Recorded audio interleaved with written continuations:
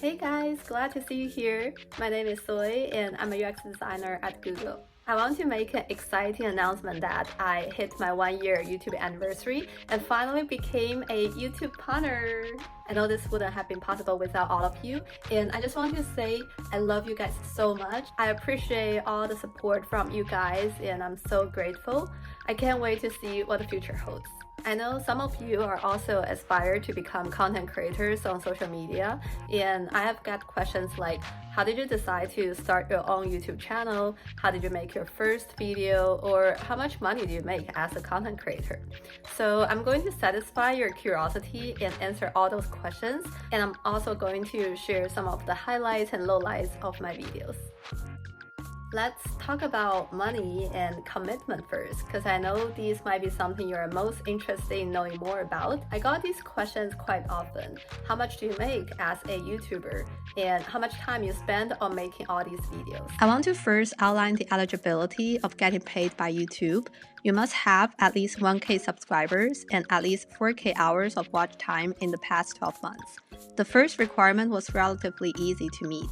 I remember I get 1K subscribers around 6 months after creating my first video, but the 4K public watch hour was a hard one, and it took me a little bit over a year to accomplish.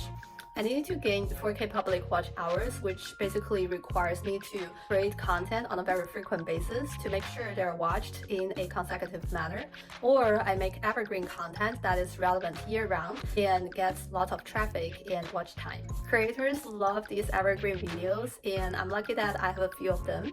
We'll share which ones they are later in this video.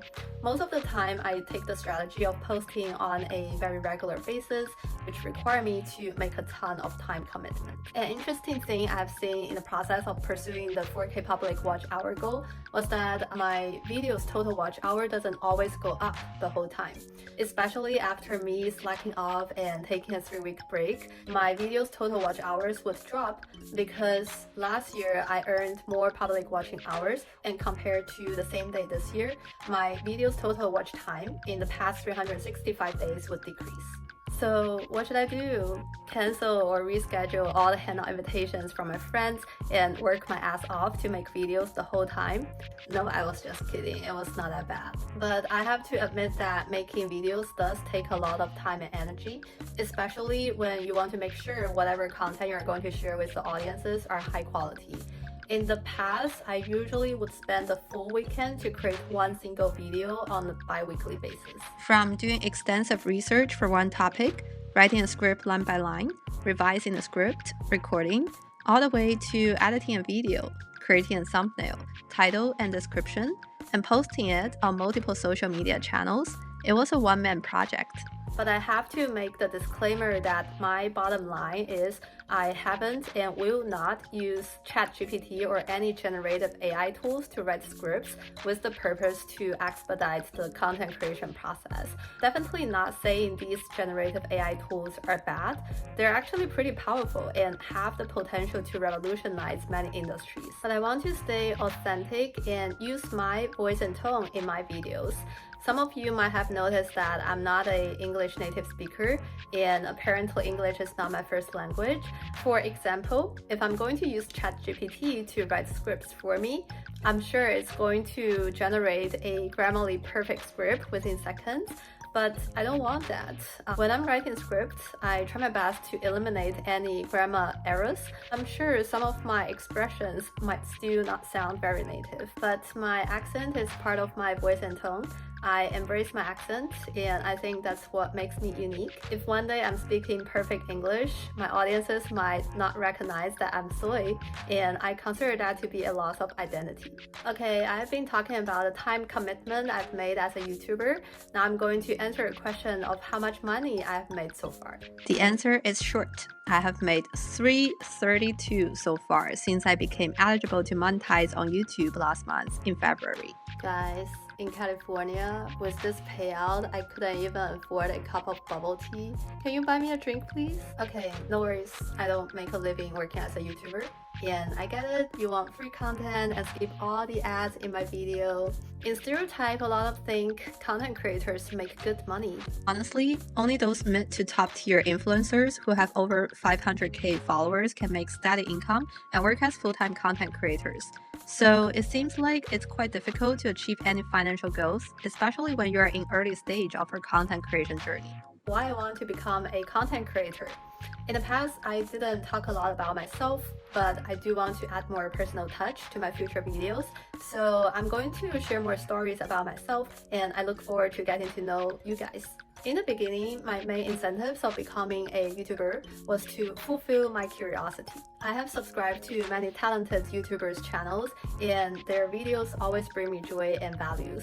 As I watch and enjoy their content, I'm always wondering how they made all those awesome videos and what it was like to become the role of the other side of the YouTube community. As a curious and proactive person, I always take actions very quickly to figure out answers I'm looking for. So I made my first video, UX design interview overview, and my Google interview experience.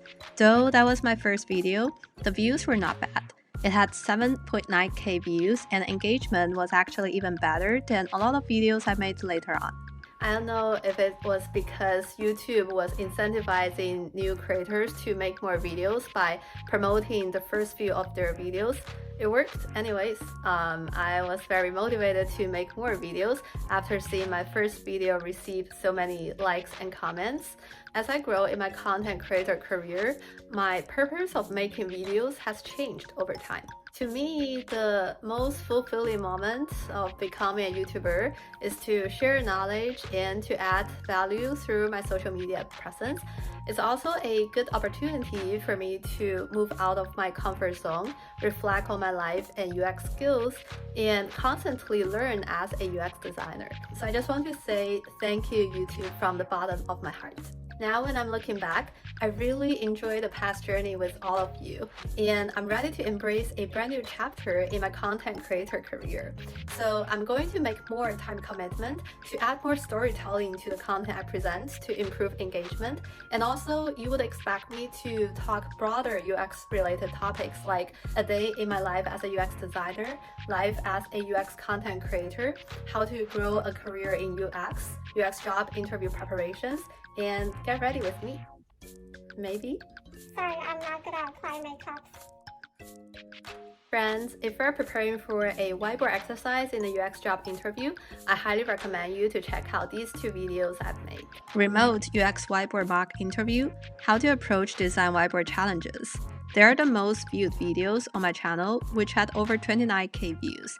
And a lot of audiences had very positive reactions to that video and commented that the videos were helpful.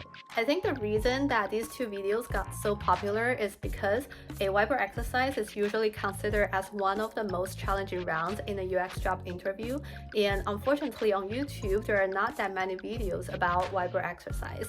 So I hope these two videos I've made would shed a little light on what a whiteboard exercise looks like and will help you nail your job interview. It was definitely this one, 2022 UX salary and my design salary history. To fully complete my research and to make sure whatever number I shared in my video were accurate, I spent 3 nights to gather salary data from multiple resources like LinkedIn, Glassdoor, Reddit, Levels.fyi, and many more Google general search results which I couldn't remember their names. The most tricky thing about making money-related videos is that you have to do extensive research to make sure whatever data points you are going to share are accurate, and you have to find data points that's recent because salary ranges change on a yearly basis. Also, I wanted to give my audiences a better sense of UX salary, so I share some of the real numbers of my past salaries as examples. But honestly, I would say pulling out offer letters for my internship and my first job was a pain because I have been using multiple emails in the past, and some of the offer letters were sent to emails I already forgot passwords. But anyways, that video reached 3.8k views, and I would say all the efforts I put in making it was worth it.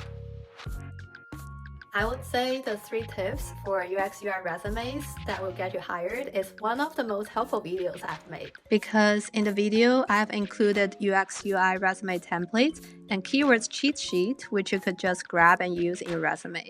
After analyzing the engagement data, I think the reason that video didn't perform well was because I should have used more techniques to spice up the content I was presenting.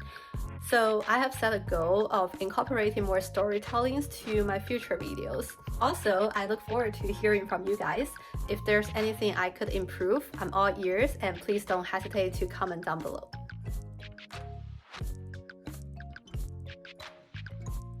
Lastly, I just want to say that on my channel, I am dedicated to all things about UX career development and job interviews. So if you're interested in this content, make sure you hit the bell button and subscribe to my channel so that you won't miss my future videos. I'm also offering one-on-one career coaching to help you nail your next job interview. If you want to get more interview advice, do a mock interview, or just talk about career development in general, please feel free to use the link down below to sign up a session with me. So this is everything I would like to share with you guys today. Thank you so much for watching. If you think this video is fun or helpful, please give it a thumbs up, and I'll see you guys next time. Bye.